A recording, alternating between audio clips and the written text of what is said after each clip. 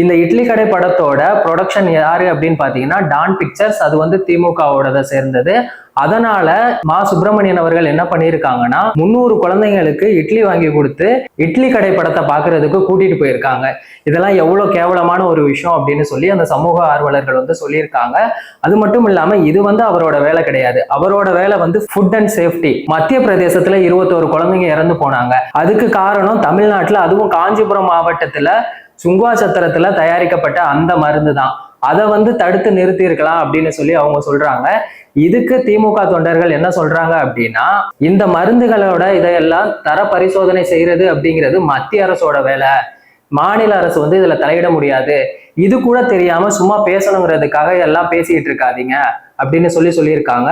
அது மட்டும் இல்லாம அதிமுக காலத்துல முதலமைச்சரா இருந்த யாருமே படம் பார்க்கலையா? எம்ஜிஆர் அவர்கள் கூட தான் பாரதி ராஜா அவங்க நடிச்ச படத்துல எல்லாம் பார்த்திருக்காங்க. ஜெயலலிதா அவர்கள் கூட படம் பார்த்திருக்காங்க. படம் பார்க்கறது, படத்தை ப்ரொமோஷன் பண்றது, இதெல்லாம் வந்துட்டு நீங்க வந்து விமர்சனம் பண்ணக்கூடாது. ஒரு ஆட்சியில ஏதாவது குறைகள் இருந்துச்சுன்னா அதை பத்தி பேசுங்க அப்படின்னு சொல்லி வேற திமுக தொண்டர்கள் வந்து சொல்லியிருக்காங்க.